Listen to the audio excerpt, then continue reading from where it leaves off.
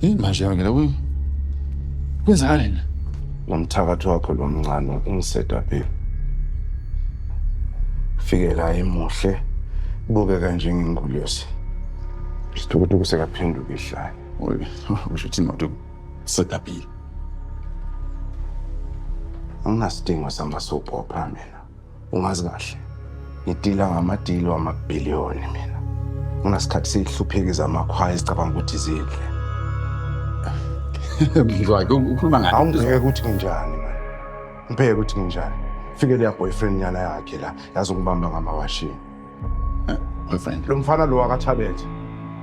Bonkosi tabela. Kumela wena. Lento mina nawe isihlangane iphelile. Uyangizwa ukuthi ngithini? Hamba uyotshela le ntombazane yamakhwaya ukuthi izathola umuntu sugar daddy ozofanda lamaphupho akhe ngekho. Do, msika samashuba. Mina nawe sihlala phansi njengamadoda sibonisane ngingayilungisa isikhathi saloko sesidlulile. Sidlulile. Kumanje ngicabanga ukufonela amaphoyisa. Kodwa ngoba ngiyakuhlonipha njenge-businessman. Futhi usazokhokha ke gaba. Phela leni yasalt. Yangibona. Yasalt le. Njengoba ngishilo. Angifuni drama mina. Hayi kamereni nasebusinessini. Phuma uphele la. Angiphuma.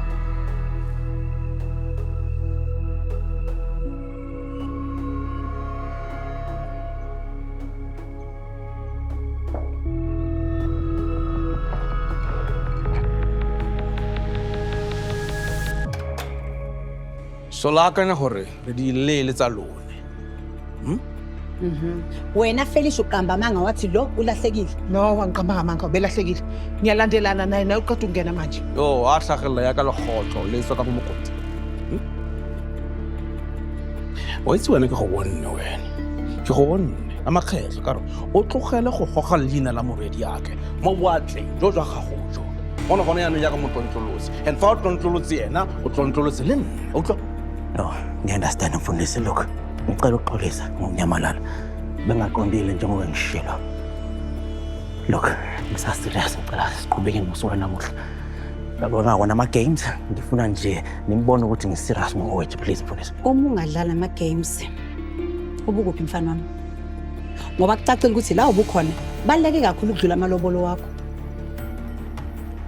Khona umuntu bengimsiza. Exakekile khona umuntu bemhlasele ehotel.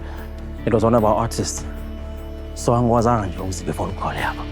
That's why I had to leave ngokuphuthume ngendlela ngiphuthume ngayo.